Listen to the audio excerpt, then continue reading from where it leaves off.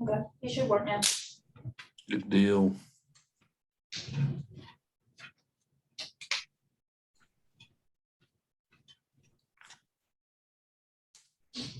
Carly, are you going to share your screen here for us? Yes.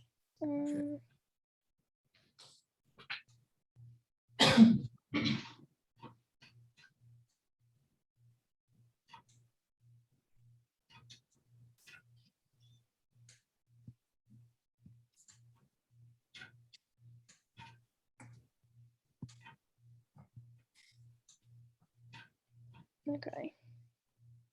Can you guys see it? Yep.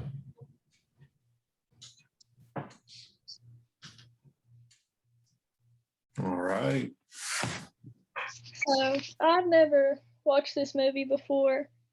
I'd never heard of it. I think it's really underrated because I thought it was really good.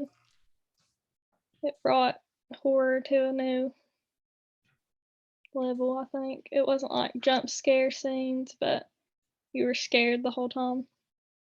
You didn't know what you were getting yourself into signing up for this one, huh? Yeah, I had no clue. What did you guys think about it? It was definitely wild. My honest opinion, this has got to be the weirdest movie I've ever seen in my life. It was really weird, for sure. How so, Keegan? Well, I mean, they're putting pubic hair in like food, but I guess that's the religion. But they're jumping off cliffs. Daggone it, the old man, he just broke his legs, and they go over there and just beat him with the hammer. I don't know, every bit of them are crazy. Yeah.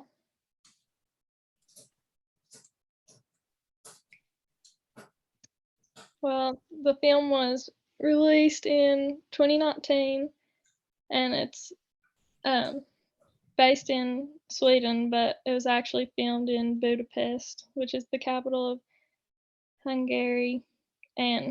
But Ari Aster, which is the director, he flew out real Swedish actors to be in the movie to make it more realistic. They said there was too many budget. They were on a budget, so they couldn't actually film it in Sweden. Ari Aster was the director. He's best known for directing this film and a 2018 film, Hereditary. He's directed many other short films, and his main style is like horror and dark comedy.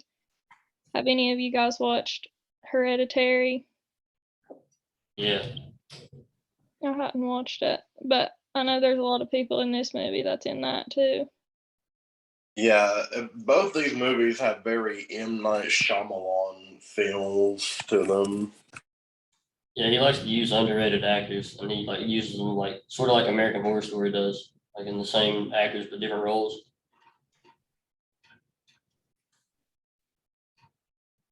Yeah, both these films are very unique. Hereditary is very good too, I think. Florence Pugh, she played Danny. I thought she was really good in this. I thought she acted very, very well. She made her first acting debut in 2014 in the film The Falling. She's been in Lady Macbeth, Fighting with My Family, and Outlaw King. Her most recent movie was she showed up in Black Widow, and she played Yelena. She has been up for an Academy Award nomination for Best Supporting Actress from her work in Little Women. I thought she did really good in this. Next is Jack Rayner. He played her boyfriend, Christian. He's from Ireland. Didn't like his character in this. Don't know if anybody else liked him. He was one of the leads in What Richard Did, and he won an IFTA award for Best Film Actor. He's been in Sing Street, Transform, Age of Extinction, and Hereditary, which was the movie with the same director. He's been in Strange Angel and Modern Love. I did not like Christian. Next is Will. He played Mark. He made his acting debut in Chronicles of Narnia. I know he was a kid in that, and he's one of the main characters in We're the Millers. He's been in The Maze Runner. I thought his character in this was also annoying. He was just somebody who I think I would be annoyed to be around all the time. Next is William Jackson Harper. He played Josh. He's been nominated for a Primetime Emmy Award for Outstanding Supporting Actor from the show The Good Place. He's been in We Broke Up, Good Life, and Hereditary also. Next is Wilhelm Blomgren. He played Pele. He's actually Swedish. He's also been in Gosta, The Last Letter from Your Lover, and My Father, Marianne. Okay, these are some scenes that stood out to me, which was one of the first scenes, the elders making their sacrifice off the cliff. Does anybody want to talk about that scene?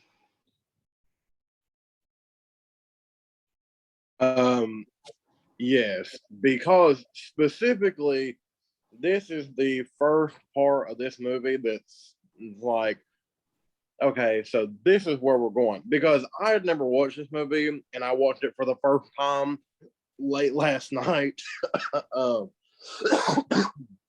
And I had no idea what the movie was going to be about, other than dark in some way.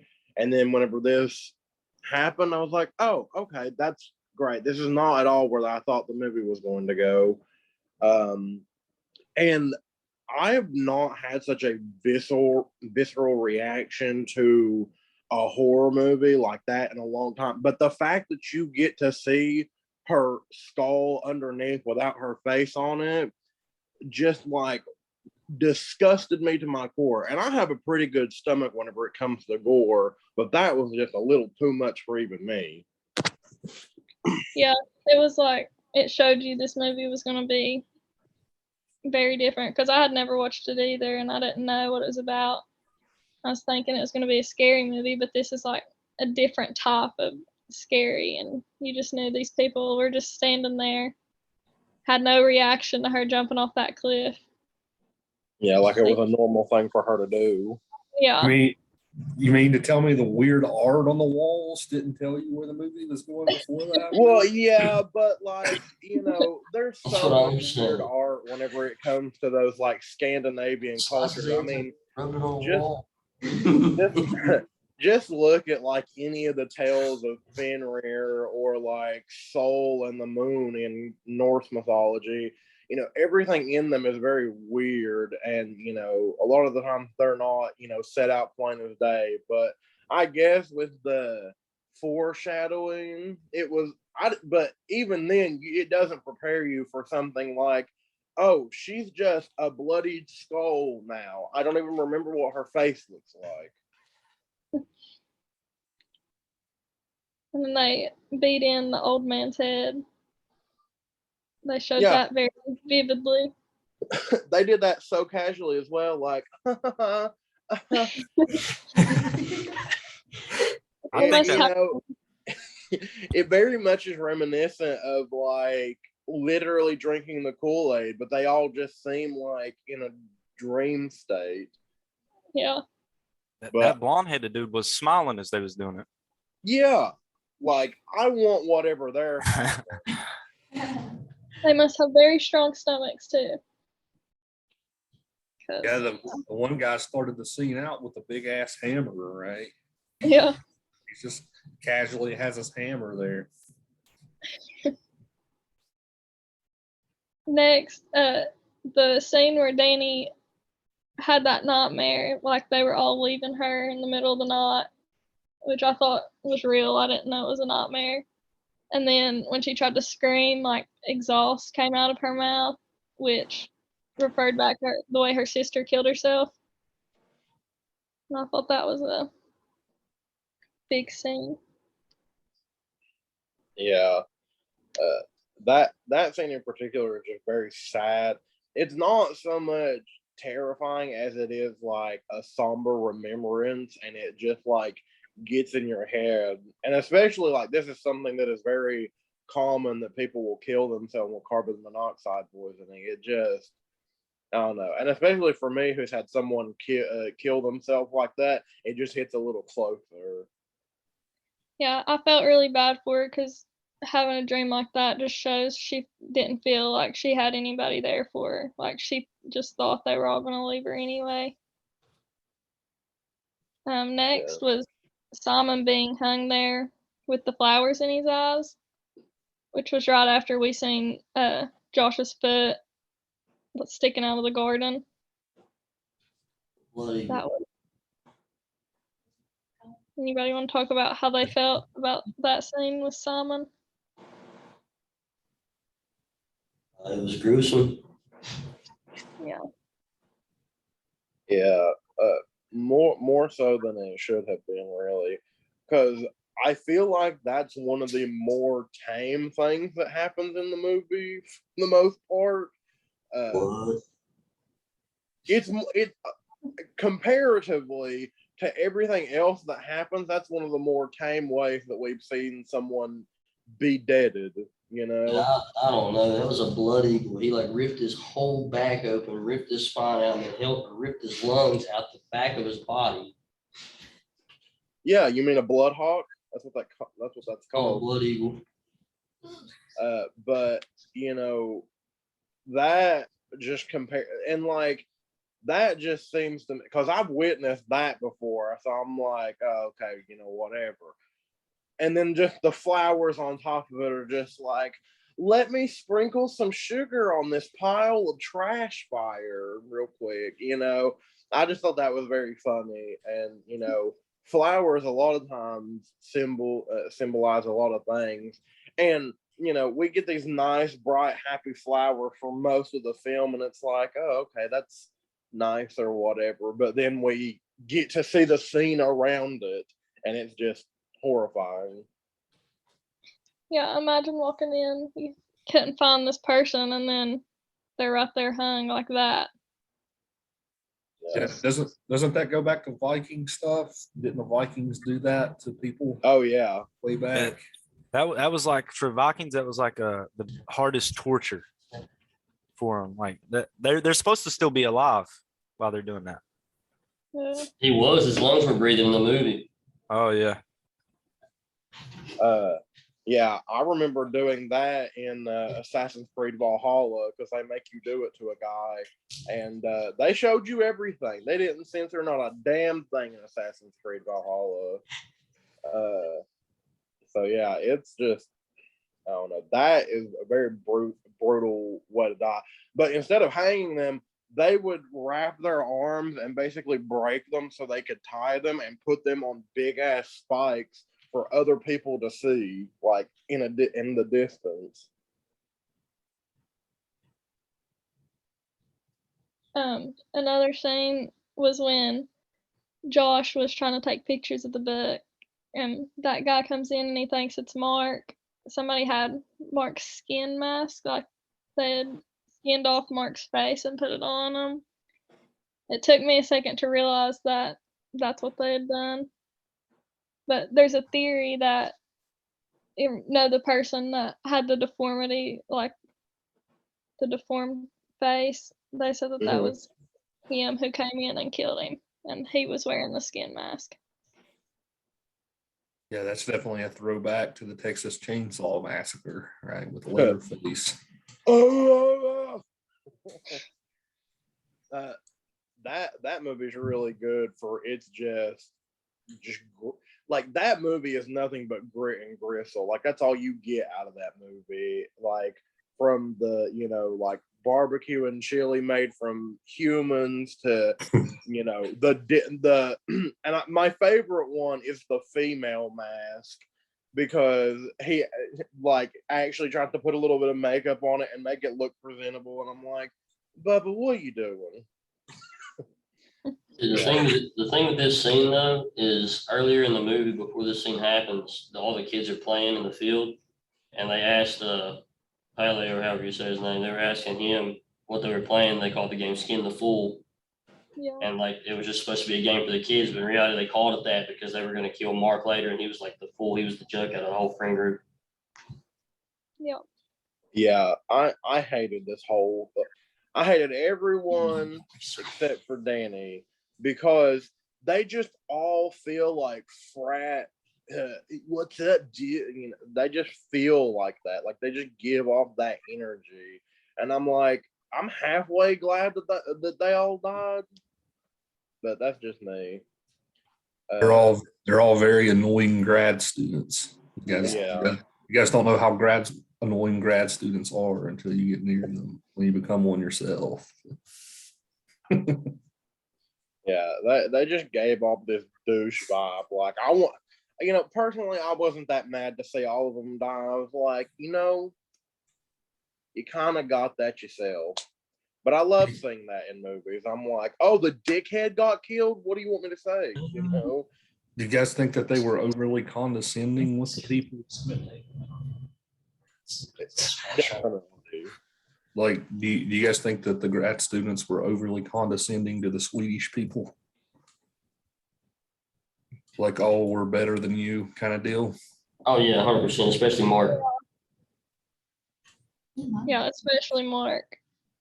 And I think- Also with Mark. I mean, he was just an asshole the whole time, making jokes about the rituals and everything they were doing. Yeah, and Mark even peed on the tree that one time. yeah, I Right. think that's what I was To be going to fair, he say. didn't know. And he really didn't know. I felt bad for him. I was like, yeah.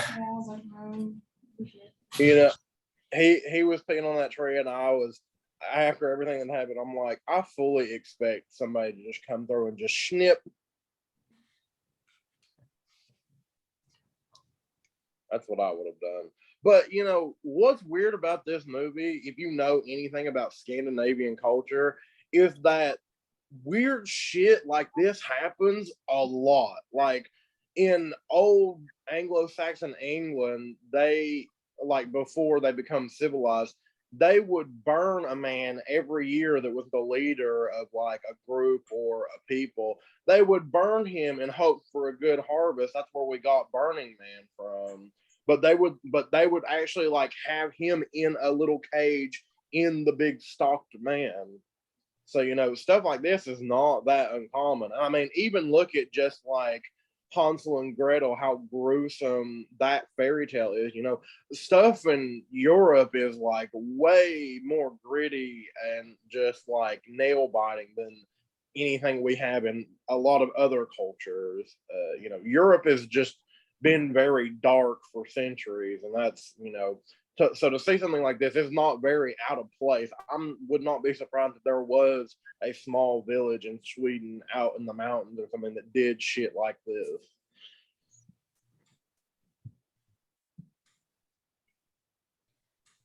I think when Danny breaks down after seeing Christian with Ma, I think it is a big change for her, because she realizes, like, with all the girls there, they're mirroring her breakdown, and it's the first time she'd really screamed and cried out loud and not hid in the bathroom or somewhere else and cried since the night that her parents died. And I think that it makes her realize, like, they're my family, they know how I feel, and it makes her change, like, completely.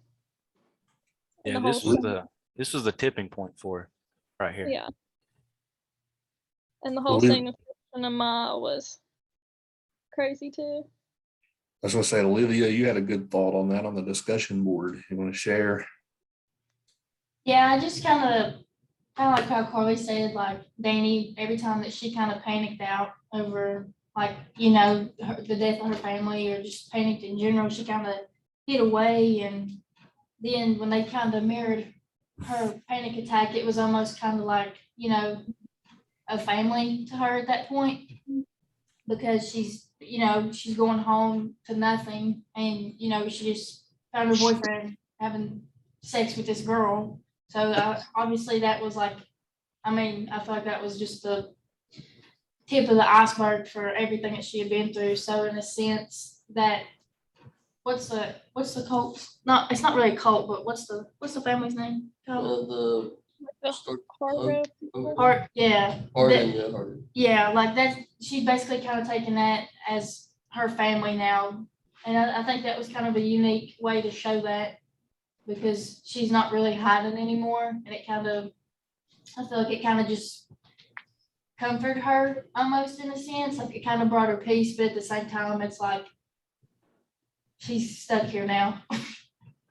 Yeah, I feel like you could like see it in her eyes, like she's realizing these people are here for me and they're the only people I have right now. Right? Yeah, and you know, just given her trauma that she goes through throughout the entire thing, I don't blame her at all for feeling that.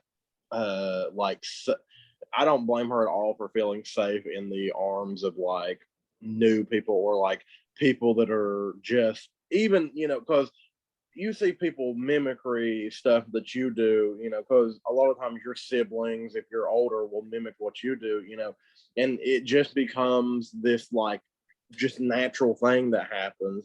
And at one point, it just starts feeling like your safe space.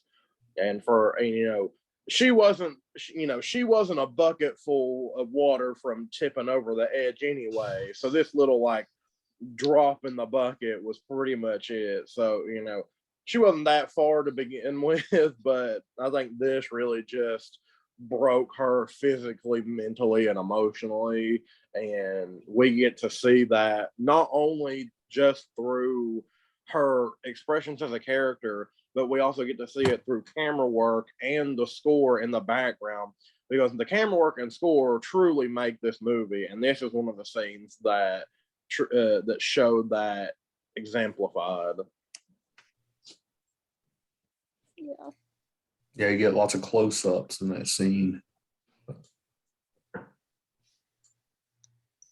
We got to talk about the sex scene too, right? Oh yeah, that adds to the weird part I was talking about. They're I all was like wondering- around feeling the same thing she's feeling, and then the grandma like pushing them to go in. That has got to be the weirdest thing I've ever seen in a movie. And the person, I don't know his name, with the deformity, and he was just laying there watching too, like on that bed. It was a very, very weird scene. I wasn't expecting it. Yeah, Yeah. I saw this film in the theaters when it came out. Like the whole theater, you could just feel the awkwardness.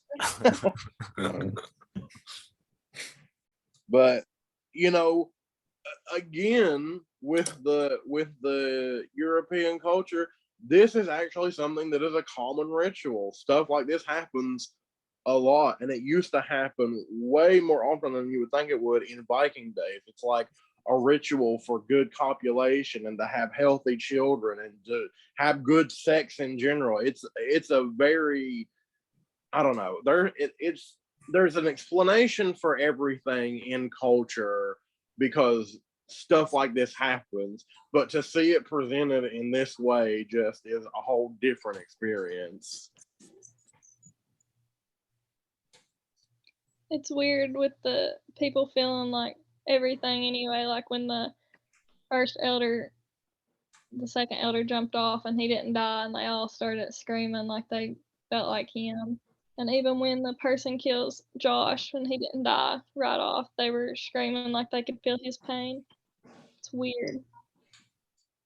I like the little hand thing they do, like when they I don't know, when something bad happens or something, they move their hands real quick. I think that's pretty funny.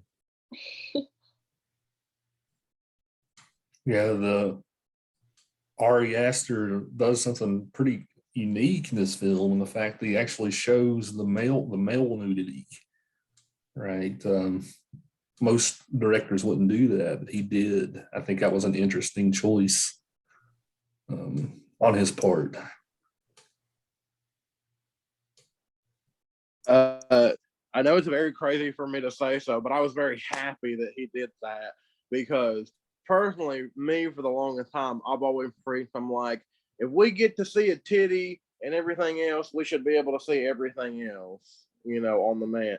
That's just, it's always just been weird that we can see, every bit of a woman, but it's like, oh, no, the penis. Like, what's the difference? Right. I guess a penis is just more offensive, but like for him to be bold enough to include that, I respect that from a director's standpoint. Yeah, it shows Christian's vulnerability right there for sure, as well, because he's under the influence of drugs and whatnot too. So like you can, like, he feels vulnerable in that scene. I think that choice might have something to do with that. Yeah. Even without drugs and alcohol, just being naked is just a good symbolization of like either innocence or vulnerability. Because, you don't want to be caught naked in the woods with your pecker in your hand. That's just like the bar none symbol for fragility and vulnerability. Yeah, I read an article talking about the actor talked about how hard that was to film and stuff. Can you imagine? I bet that was hard to film. In the movie, speaking of him being under the influence, you didn't really know if they were tripping at some points or if it was actually happening. I felt like that was hard to figure out because the movie was so weird in itself that some of the stuff could actually be happening. I think that's why they didn't catch on sooner, is because they was tripping like literally Yeah. every bit of the time. Every time they drunk that one drink, they was back to tripping. Then of course there's the ending scene where they set it on fire while Christian's sewn into that bear.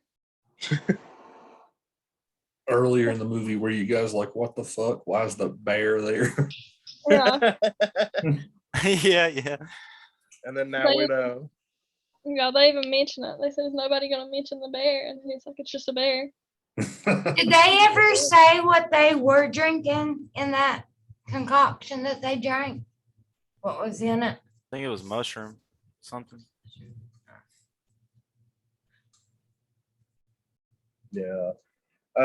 That's something though, like I feel like you could figure out that pattern rather quickly, just considering the fact that you've partaken of it, and then every time you partake of it, some weird shit happens. At that point, I would stop drinking it.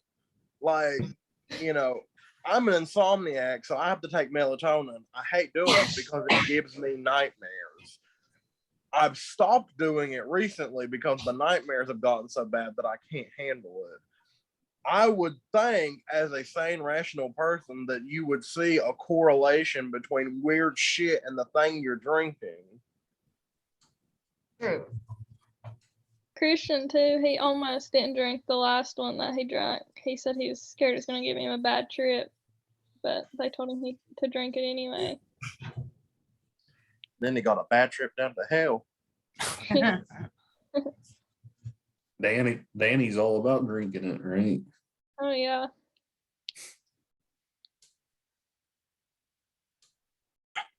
I don't blame her. It's how she's coping.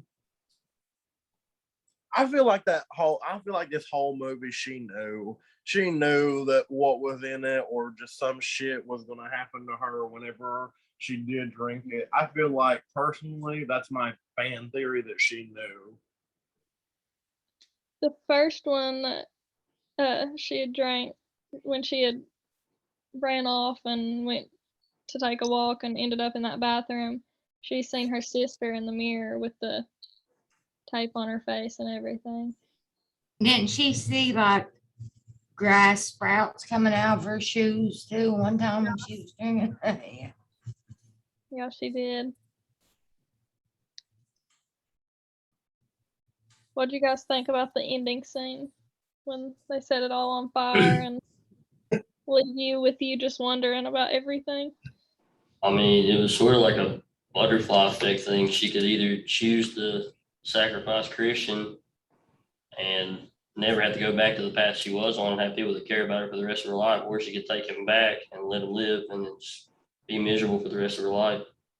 And I think Yeah, like at the main end, whenever like she realizes what she just done, after she realizes she's dead or he's dead, like she grieves for like 1 second, everyone's with her on it, and she like it just pans on her smiling because she's actually at peace for the first time in her life.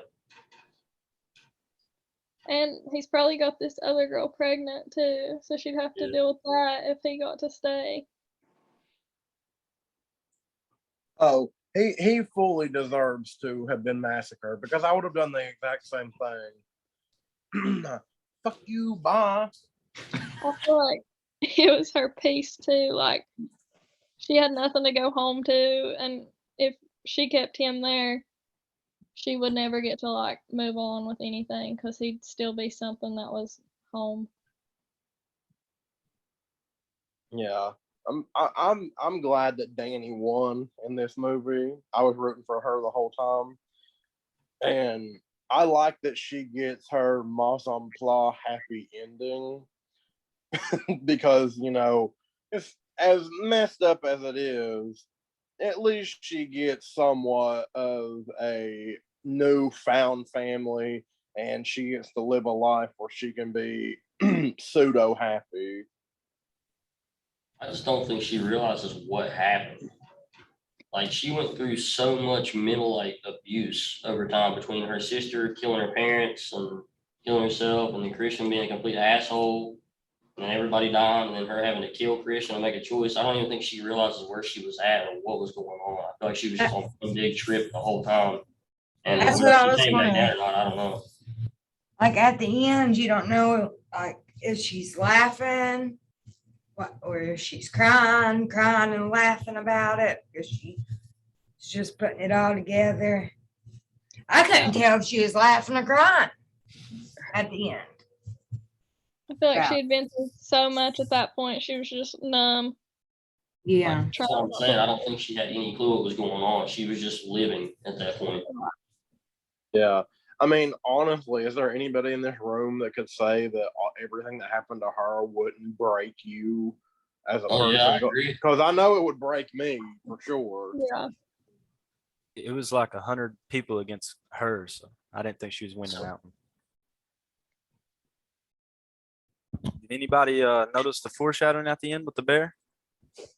Did y'all see the painting earlier on Christian was looking Yeah. at? It's like the bear on fire. Yeah, I thought that was pretty cool. There was a bear in her, or there was whenever she was asleep in their room before they left for Sweden, there was a painting in the background of a bear looking at a little girl with a crown on. I didn't see that one.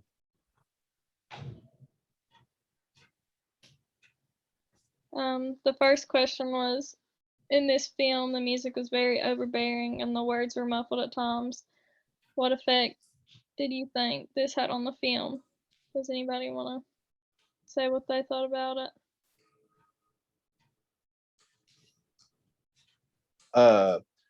I feel like it gave it a good sense of insanity because a lot of times music is obviously very important, but if you can give music an acting role in your movie, you've hit it on the head. Like the fact that this music is impacting our audio that we get to hear, you know, from either character dialogue or just like an emotional automatopoeia, either be a scream or a shriek, you know, something like that. Just to get music to be playing an active role and an active character participating in the story is an amazing example of good sound direction and score. And I feel like it adds so much to the movie, and without it, I feel like it would be very much more lackluster. I think the first time I did it was when she had went to that party like right after her parents had died, and it was like she wasn't even hearing what anybody was saying. It just showed how much she wasn't feeling good, like she was sad. And then it did it again when the elders were jumping off the cliff. It was like, what is going on? Yeah, that's a good boyfriend she has right there. Her mom and dad dies, and he takes her to a party. And A he was week gonna ago. leave her too. Yep, He was gonna leave her home by herself. she did good on that one. Yeah, the And music. I was going to say the music in the scene we just talked about. The ends really. Yeah, that's what I was gonna Interesting. say. I looked that up and the name of that song was The Sun Ain't Gonna Shine Anymore. Was that last song of the movie. At the end when At the they're burning it down. Yeah.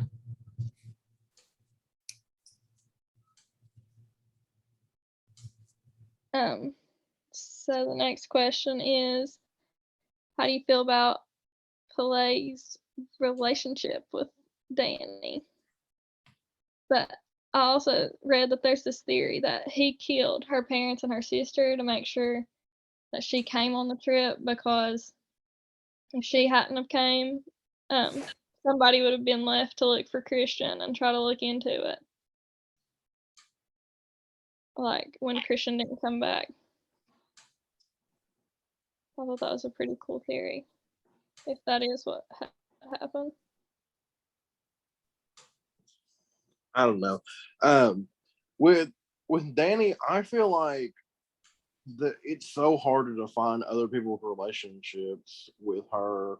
I mean, we get development throughout the movie of relationships, but Danny is just so disconnected from every other character. Like she's emotionally disconnected. It just like she is a white dot in a void of black is what it feels like for the majority of the movie until about the end. So her relationships don't really have any stringent connection, and I don't feel like she's emotionally invested in a lot of things. And I think this relationship with Pally, or however you say it, that also just goes to like just emotionless connection. It was not a connection at all, and I feel like that's what she had with him, especially. Well, he told her that he was most excited about her coming on the trip, and then he remembered her birthday. Christian didn't. He gave her a gift, and then he kisses her after she wins May Queen, knowing that Christian is like right there. He didn't really care, probably because he knew Christian was gonna die anyway. Yeah, it just feels like a very unrequited, like he's like tsundere level obsessed with her, but she just she's just numb at this point. I don't think she even felt the kiss whenever it happened. Yeah, it's like you never get her perspective of it. She never really goes into it. She just ignores it. She's very much a Kristen Stewart in this movie. So I think it's a clear reason, but why do you think that she chose to sacrifice Christian at the end? And do you agree with her? Anybody want to talk about that? What about his name here, Christian? That's crazy. Yeah. I'd never even thought about it. Themes of rebirth and all of that, right? Yeah. Yeah. As well as too with the historical context, like pagans used to I mean they both killed each other quite a lot, so it's not like uneven or anything. But like pagans used to use Christians and rituals in their blood for sacrifices all the time. So him having the name, it being a religious symbology, just really puts the icing on the cake whenever it comes to all the traditions that are shown throughout the movie. I would have chose to sacrifice him if I was Danny, but I also don't think like she realized either. Like I said, I think she was numb and she was just wanting everything to go away and be done with it and not feel like she felt anymore.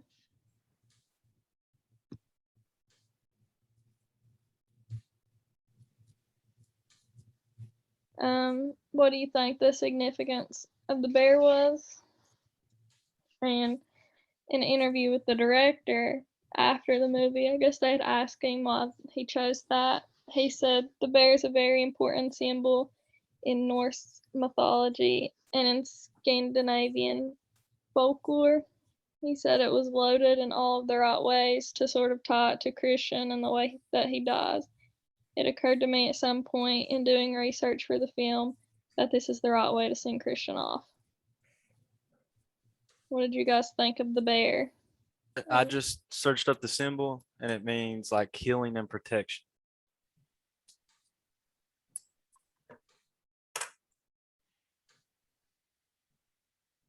But it was, I didn't expect them to tie him into the bear. No, yeah.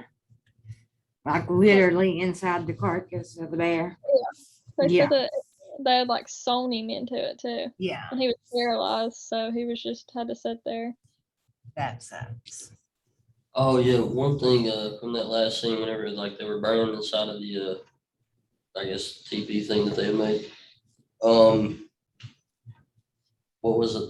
Didn't the two guys that sacrificed themselves whenever he was burning? I guess like the stuff that was supposed to make him numb didn't work, so he actually like felt the pain.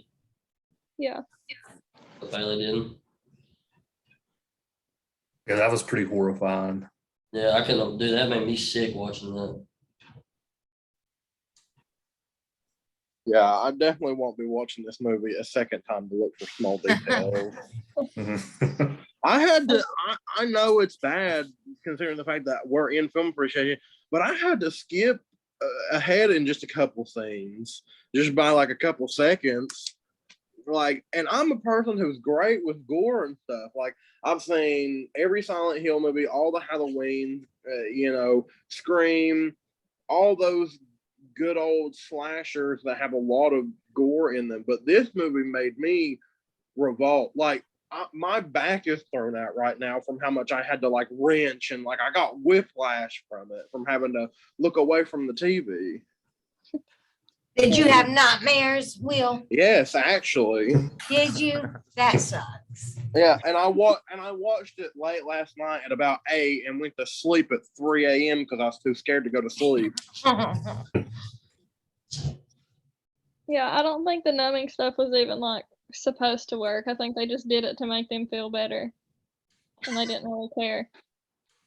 That's like the kind of people I think they are. They're just don't really care.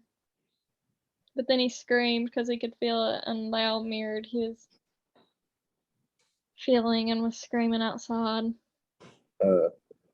Yeah, and like numbing stuff wouldn't have worked anyway because this is an interesting fact about fire. 3rd degree and up, heat will burn your nerve endings. So like if you get a 3rd degree burn somewhere, you don't feel anything there because that point of impact doesn't have nerve endings anymore. But the area around it is what hurts because it still has the nerves. So, he may have felt all this for like half a second in reality, but his brain has to catch up to the fact that he is being burnt alive and his nerves no longer function. Yeah. And Pele had mentioned to Danny that he lost his parents in a fire. So do you guys think that they sacrificed themselves? 100%. I think so too.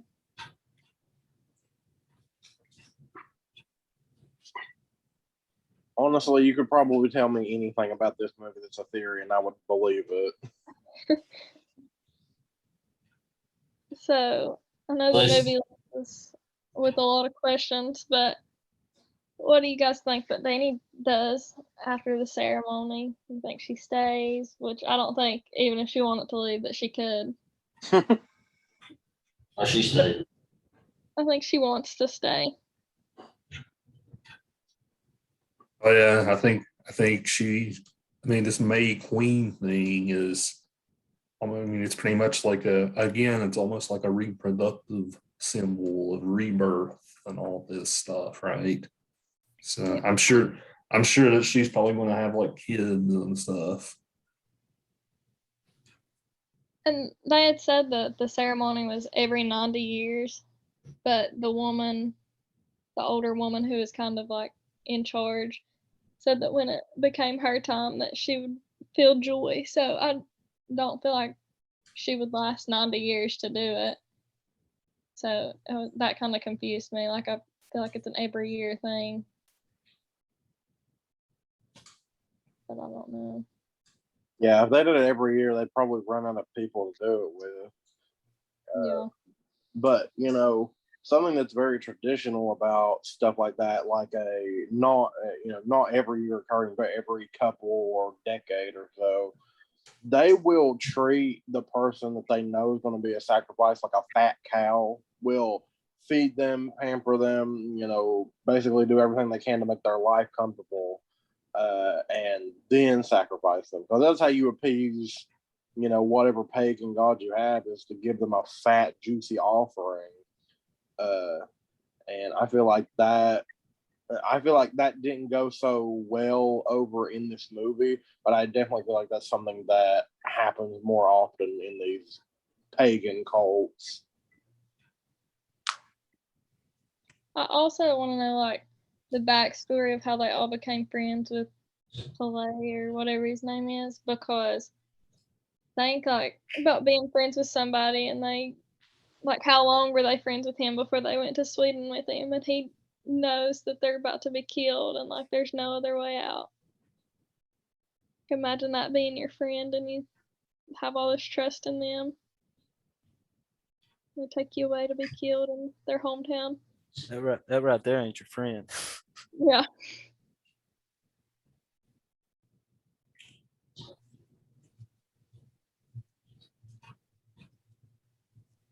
Yeah, this movie has a pretty clear, like, this is a theme that we haven't really gotten to talk about too much in the class yet, but it's especially in horror, the theme of urban versus rural areas, right?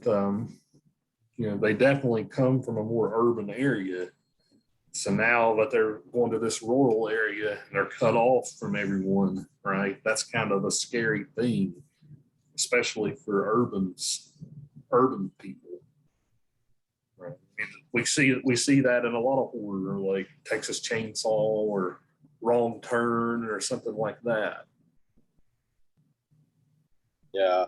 And then you always get the urbanized, young, douchey punk teens that are like, oh, these yokels out here, they don't know anything. And then they end up being way smarter and not only trapping you, but killing you in the end. Especially in like the first Wrong Turn movie, this guy thinks he's going to steal the killer's truck and then ends up getting wrapped up in barbed wire and dragged behind the truck because he gets caught because he's an idiot about it the entire time.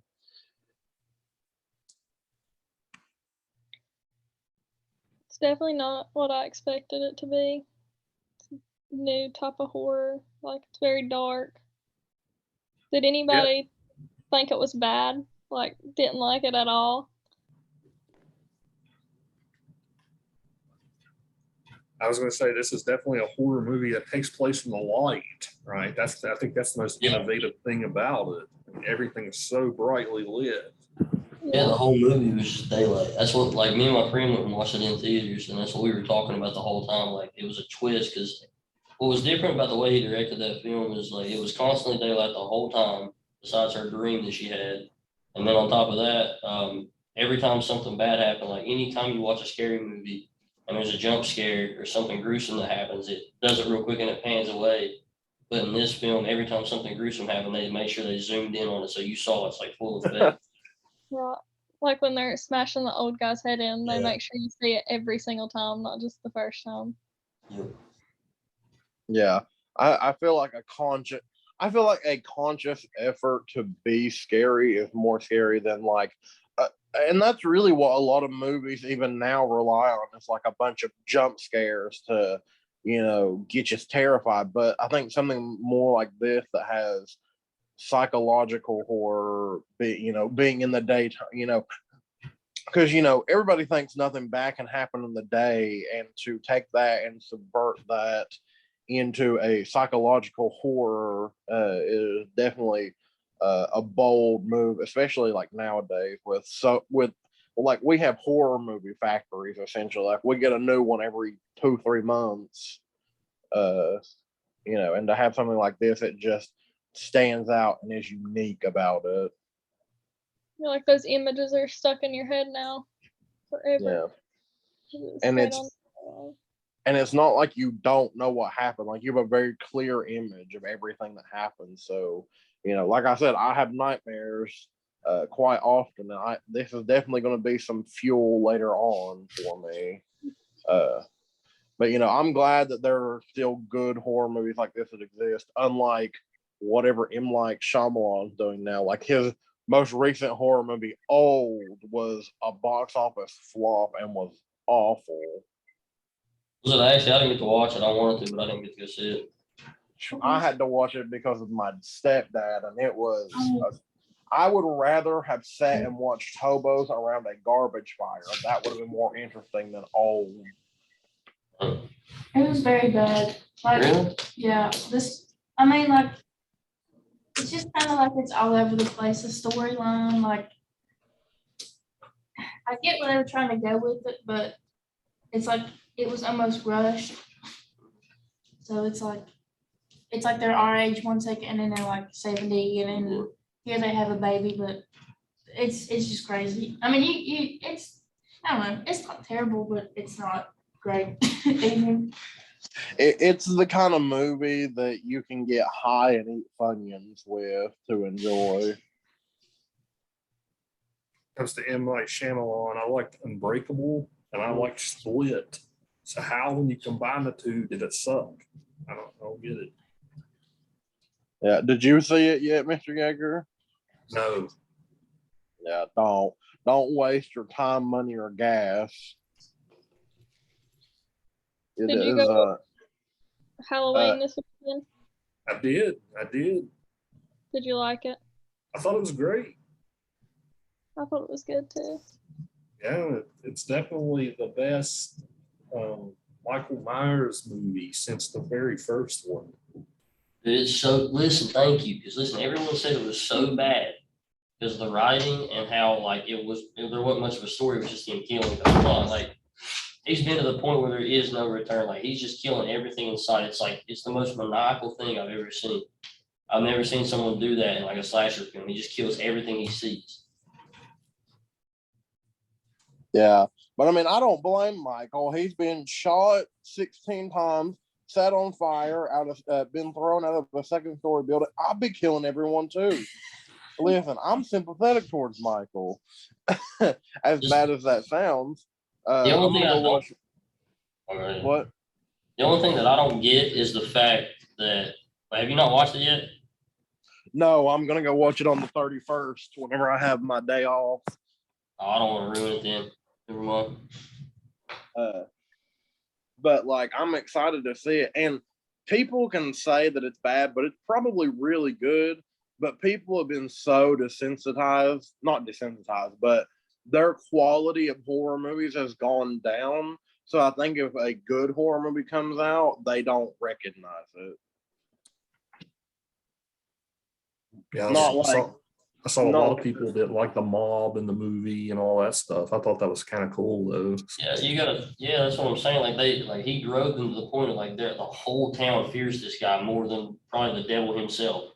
Like, so obviously they're gonna do whatever it takes to get rid of this guy.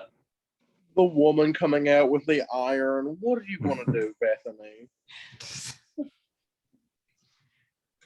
You will like the character of Big John and Little John, Will. You will. I hope so. I thought that was he said, I got this night. That killed me. I don't know why, it was just funny. Yeah, there was even a Halloween 3 reference in the movie. The masks. Yeah. Oh, and aren't we gonna go watch that, or aren't we watching that in here? Yeah, Thursday. next class, Halloween 3. Oh, nice. So I'll be nice and fresh whenever I go watch the new one.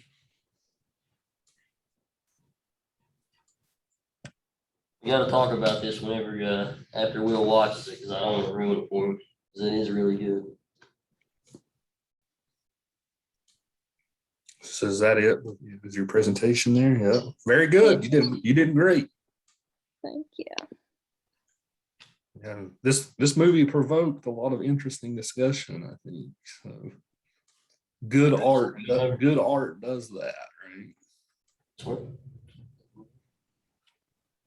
Yeah, it's not just a horror film. It really is like it's an art piece. The whole thing as a whole is just like one big giant piece of art. It's something I've never seen anyone do before. Yeah, just think it's Ari Aster's. It's only his second ever movie. Hereditary was his first one, so we're going to be seeing lots of good films from this guy, probably next 20 or 30 years. His first two were smash hits, so. I have to agree with Kyle. I've seen Hereditary and obviously Midsommar, and I really liked both of them because like I feel like we're so desensitized to like, paranormal and slasher movies. So for somebody to kind of direct something that's, real time, if that makes sense, I feel like that was a pretty unique way, especially with this film, because I mean, I feel like even if you were, completely sane and like, I don't think anybody's ever really completely sane, but I feel like if you were mentally stable and you went here, I feel like there's just, you don't stand a chance because I think we looked it up last night, like, I think in Sweden, like, how it doesn't get dark at all in the movie except for like 2 hours, but we Googled it and it was like, it was either 12 hours of darkness or 12 hours of light. And I'm like, you can even tell in the film when they were like, they didn't even know it was tomorrow. They still thought it was yesterday. So I feel like just being in that, environment when it's daylight like that consistently, I feel like you can't win. Yes. Go ahead, Will. Oh, I was gonna say there's a very similar thing that happens. It's called darkness madness that happens in Alaska because they're dark, 6 months out of the year or more. It really just depends on the season, and to not get to see sunlight, it must have some deep psychological effects on you because normal humans that live in a ever going around globe, we constantly see the sun and the moon, but to not see it for 6 to 8 to who knows how long, I feel like it must have deep psychological impact on you. Especially with drugs. Yeah, that too. I feel like this movie would be better with drugs. One thing about Ari Aster too that people don't know is he shot. I don't know if anyone's ever seen it. It was like a short YouTube video they came out with. It was called "The Strange Thing About the Johnsons." It was like it was like a 30-minute like short story scary film, and then he shot Disappointment Boulevard and The Joker. There's a scene in it that he shot. He just shot one scene. I didn't know that. Yeah. I'm gonna have to watch Hereditary. I haven't watched it, and I really liked this one. So That movie's so scary.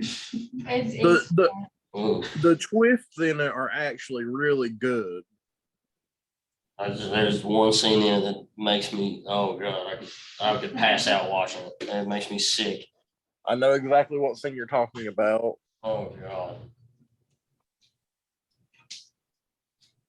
The poor dad in the movie. The poor dad.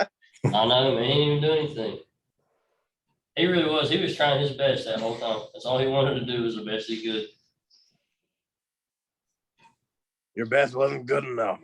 It was, definitely was not. Oh, I don't know why I just reminded me of myself of this. If you guys haven't seen the new Chucky series that's currently taking place, highly recommend it. It's very good. What's it on? I think it's on Stars. I saw something on it the other day, but I didn't watch it. It's a very nice like callback to every single Chucky movie, which are some of my favorite slasher-esque movies. And it just has like you actually get to develop a relationship with Chucky and get to know what's going on in his head and everything about him. And I absolutely love that. And if you want that, I would recommend the show. That's one movie I mean, no offense, it's a good film series. I just don't get that film series. If I saw a dog coming at me with anything, I would just kick it. Kick it off. Like, I'm kicking it. I'm sending that thing. I'm gonna look like a punter. I'm in the But here's I'm in the minority here with that series, but I really like the remake. It just came out a couple of years ago. what I thought the it was Chucky remake. Yeah, I thought it was a fun remake. Was that the one Yeah. in the hospital? Or am I thinking of a different remake? What year did that one come out? Didn't he like kill somebody in a grocery store or something, or like a? Yeah, this one was like 2018 or 19 one. It had Mark Hamill's voice as Chucky in it, I remember. Oh yeah. Yeah. That one was pretty good. I just like the movie because there's so much comedy in all the Chucky movies that it like makes up for anywhere else that it would fail because it's a horror comedy. I mean, if you get the jokes that Chucky says, but I think it's just good. I have to watch that one. I haven't seen that one. I was thinking of a different one.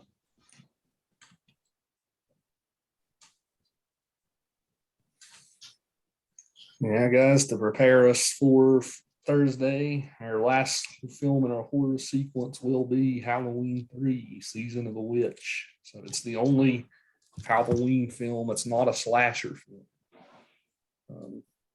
Back in the day, like John Carpenter wanted to make Halloween kind of like how American Horror Story is today, kind of like a yearly franchise that did something different every year. Well, fans didn't want that, so the movie kind of bombed. But ever since, it's kind of fell into this cult classic status as being like a movie that's very underappreciated. So, Well, if you thought this movie was weird and messed up, just wait for Thursday. So. clearly he Okay. should have continued with his idea because look at how successful American Horror Story is. Well, I mean, people want the slasher stuff. I mean, look at how popular even the new Halloween movie is right now. So, What comes after the horror films? no, we already did sci-fi. So, I already watched Terminator, so I think let me take a look here. What's next? Scary Christmas movies.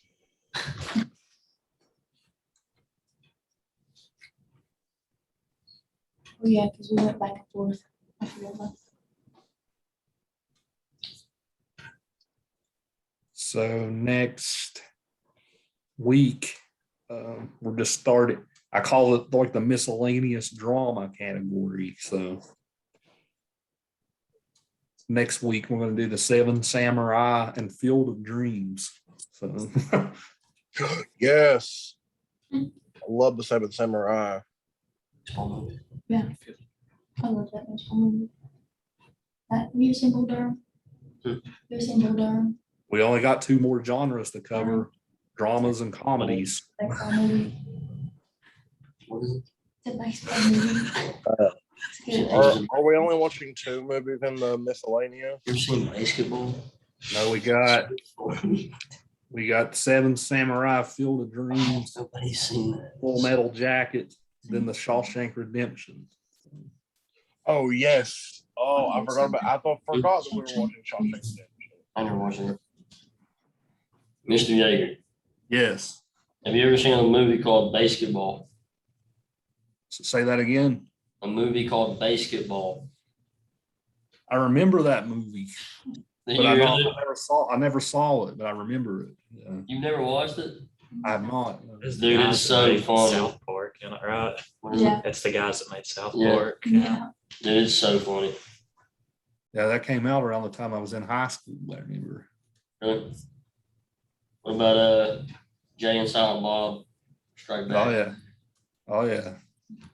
It's such a good movie. I like Clerks as well. See, Clerks was funny, but I don't know that me and my buddy used to watch that movie for like all the time. Just because like the beginning scene killed us every time. It was like My Jungle Love. That thing is the funniest part of the whole movie.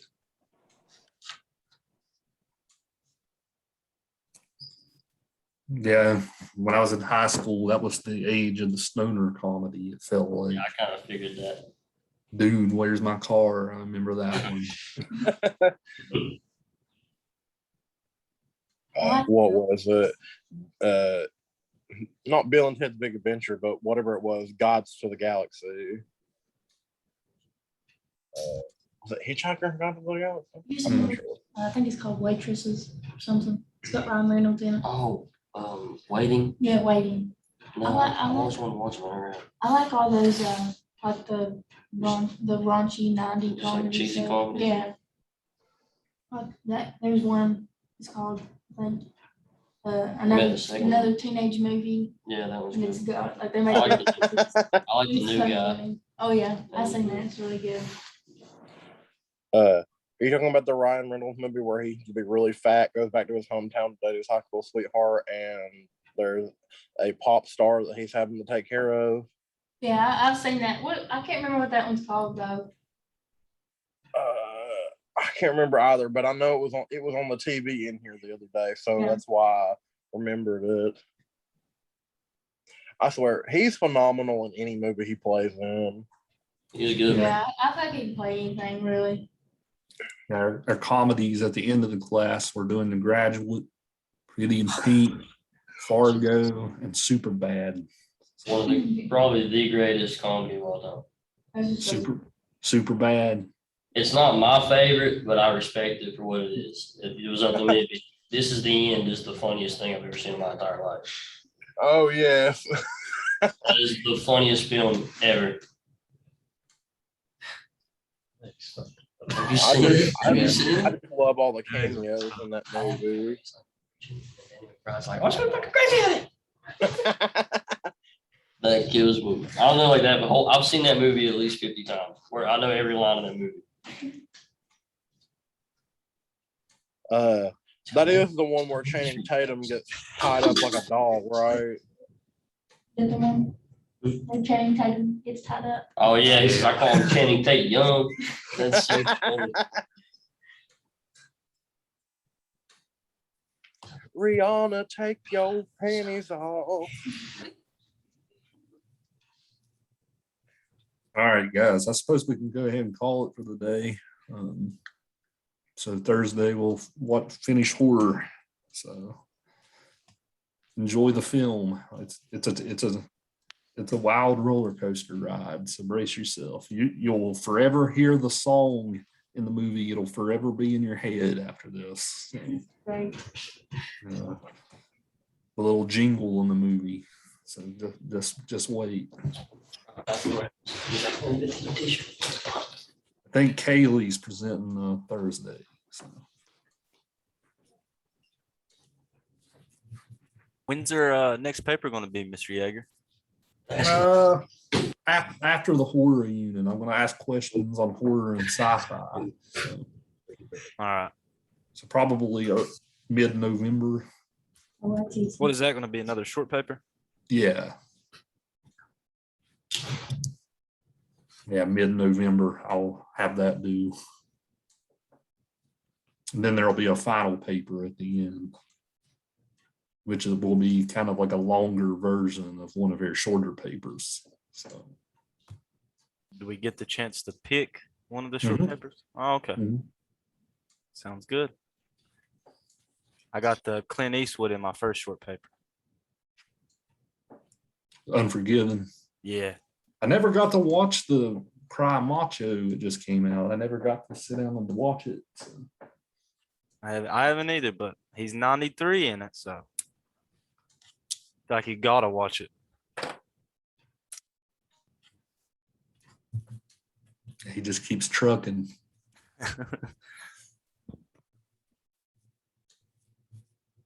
All right, guys. We'll see y'all next time. Amen.